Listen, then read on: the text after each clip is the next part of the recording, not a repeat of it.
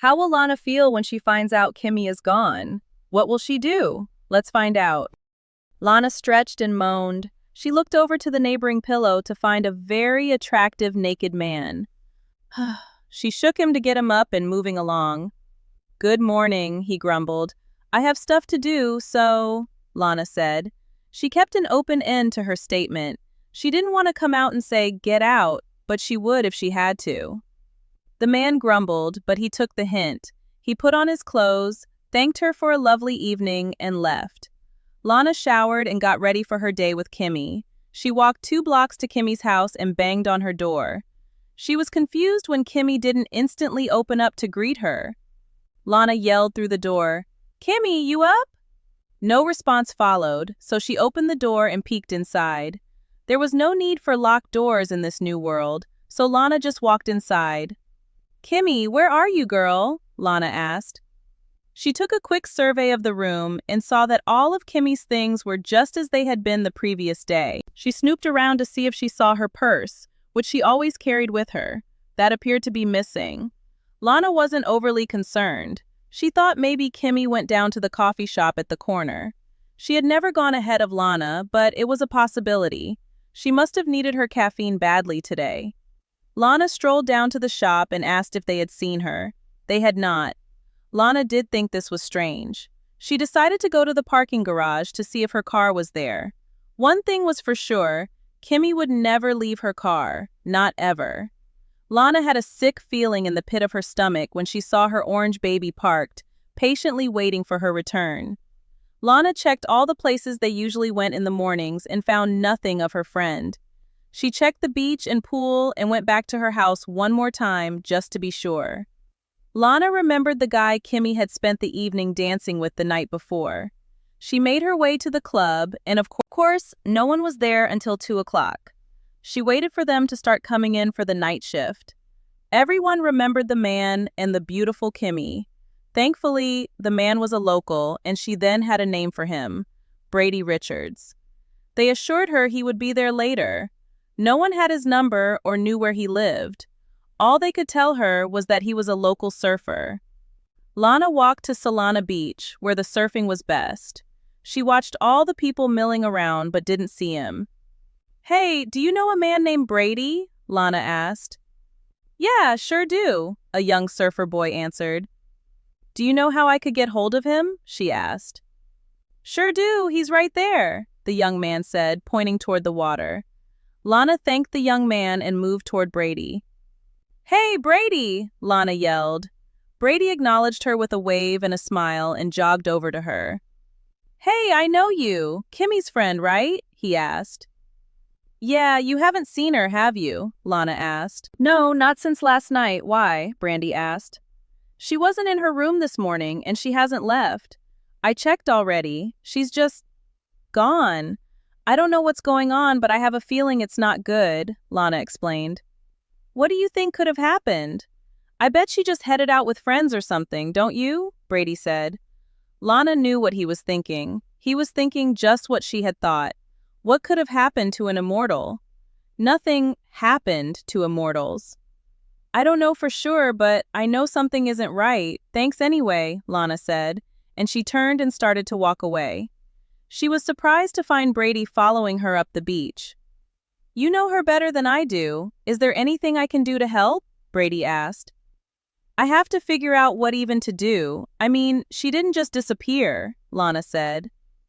Brady and Lana took Brady's car back to Kimmy's house, and Brady agreed with her conclusion. This didn't look like she had gone anywhere for an extended period of time. He was more thorough with his investigation of the room than Lana had been. He found a small red book that served as an address book. There were no friends listed in the area. Lana pointed to Anna's name. It had a little heart next to it. "She talks about this lady a lot," Lana said. "If we don't come up with something soon, we will have to call and see if they can help, but I don't want to worry them until we have to," Brady said. "I don't think she is just out somewhere. I really think something is wrong. Kimmy is a really cool person. She wouldn't just leave without saying goodbye. She wouldn't worry someone if she could help it. I really don't think she would do that," Lana said. Brady just nodded. He didn't seem to like any of this at all, but he tried to keep Lana as calm as possible. Brady sat on the edge of the bed and counted on his fingers what they knew so far, which wasn't much. We know she left the club alone. We both know she spent the evening dancing with me and no one else. I didn't even see her talk to anyone else. We both know it would have taken a while to walk home if she had taken the regular route. I don't believe she would have, though. I think she would have taken some shortcuts. She said she was tired. She would have wanted to get home as quickly as she could. Don't you think? Brady asked. I think so, yes, Lana answered. There are 3 or 4 ways to get here from the club.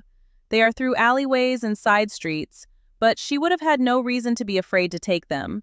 So let's go back to the club and retrace her steps. Maybe we will find something, Lana said. That's as good a place as any to start, Brady said. The new amateur sleuths drove back to the club and went on foot down the first possible route. They made it to Kimmy's front door with nothing. The second route they took on the way back to the club, nothing. On the third trip, they turned down a very dark alleyway. Lana immediately saw something silver lying on the ground. She zipped to it and quickly recognized it. It's Kimmy's, Lana announced. Brady scanned the rest of the alley and found nothing of importance. Well, it's official. Something bad is going on here. So what do? Lana said. Yeah, something is off for sure. We are going to need help. I don't even know where to start, Brady said. He shook his head and ran his hand through his hair. He scanned the area for anything and was at a loss when there was nothing to find. Well, in the old world, when someone was missing, one would have called the cops. They would have done whatever they did and, ta-da, they would have found her by now. We don't have those now. Who would even believe us anyway? There is no one to call, Lana said, panic in her voice. I know it's a long shot, but I wonder if the club has cameras for some reason. I don't know why they would, but we could check, Brady said. What do we look for? Lana asked.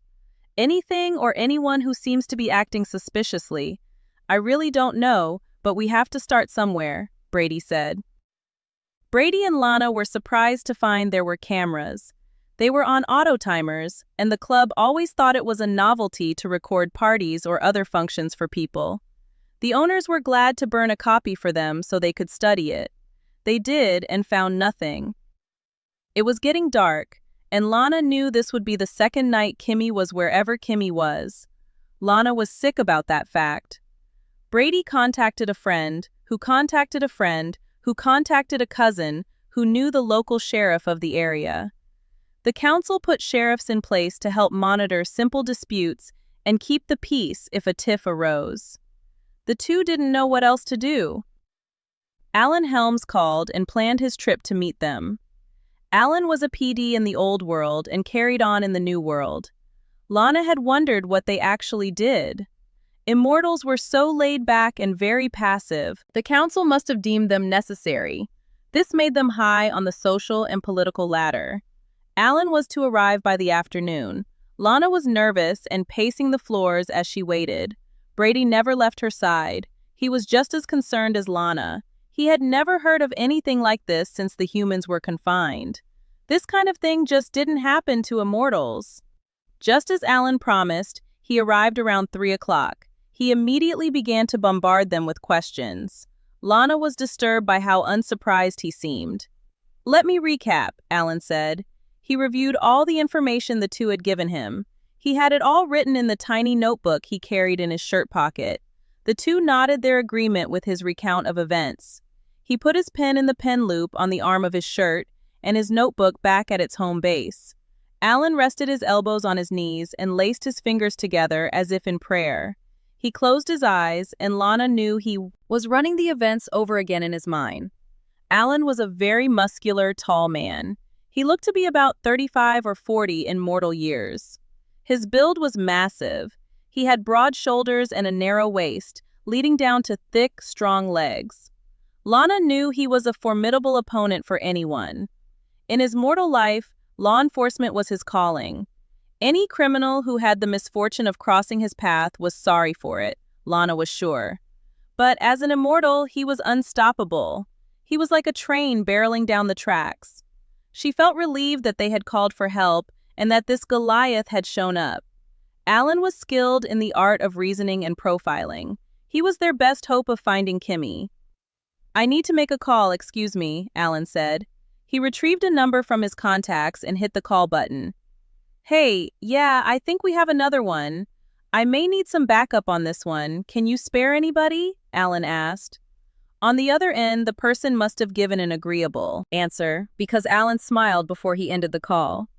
"Okay, I need to see that recording now," Alan asked. Lana played the recording for him, and he seemed very interested in several points. Brady and Lana had seen nothing of importance on any part of the recording, but Alan scribbled away in his notebook. "I have a colleague coming. He should be here first thing in the morning. I'm going to need to go to the location where you found the purse," Alan said. His professionalism was extremely comforting to Lana. She felt all was being done that could be done to find her friend. However, she didn't want to have any what-if moments if this situation didn't turn out well. "Sure, whenever you want to go," Brady said. Alan finished reviewing the recording, and the three went to the alleyway. Alan was much more thorough than Lana and Brady had been. His training was evident in his investigation. His notebook gained more notes as he moved from one area to the next. He moved in small sections, dissecting each with great care. Several tiny things were bagged and placed into a small box he had brought with them. All was quiet and gave no hint about what he thought happened to Kimmy. The group decided to stay in Kimmy's house for the night, just in case anything happened. Nothing did. Before the group had begun to stir for the day, someone pounded on the front door. Alan was there to answer it before the others fully registered the possible threat. A very neatly dressed man stood at the opening. He was of a slighter build than Alan, but was toned and muscular. If one had to compare the two men, one was a lion, the other a cheetah. One was strength and size, and the other was stealth and speed. The two men greeted each other with a hug and a slap on the back, which the men did. "Hey, Jackson, come in. This is Lana and Brady," Alan said. Lana and Brady nodded a greeting and shook the man's hand. "Nice to meet you both. I wish it were under better circumstances," Jackson said. "You too, but we don't exactly know what these circumstances are. So what is going on here?" Brady questioned. He was respectful in his questions, but he was impatient to know what they thought they were dealing with here. "Let me review the findings so far before I give you my opinion. It could be nothing. In most cases it is. There is no need to get everybody's feathers in a ruffle just yet," Jackson said. Lana felt a sense of calm come over her instantly, just by the smile on the man's face. He was different from Alan in a bizarre way. She still felt protected and that everything was in the best hands possible, but she felt a calming force emanating from him. Alan moved slowly and with purpose, while Jackson seemed to be fighting an invisible fire with every step he took. He took 2 steps for every one of Alan's. Lana felt this was a great pairing. These two represented the best of both worlds. The newcomer was presented with each piece of evidence. Jackson had his own little notebook in which to document his findings. They watched the video for the 1,000th time, and they noted timestamps. Jackson got his laptop from his car and started an email to the council forensics team. He sent a list of the timestamps and asked for still shots, zoomed in as much as possible. Jackson then wondered if the club or any neighboring businesses might have outdoor cameras.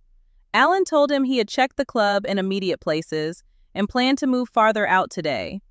This appeared to be the first order of business for the day. An outdoor concert area about a block from the club had cameras outside. The owners were cooperative and gave copies to Alan. The 2 sheriffs reviewed the recording of the day in question over and over. Both of the men made notes and sent timestamps to the council. Lana felt like they were getting answers. She just didn't know what they were. Lana didn't question their methods. They were the professionals, after all. Images rolled onto the screen of the laptop. Lana and Brady leaned in to see if they could find any similarities. Then there it was. A face was in both club and venue shots.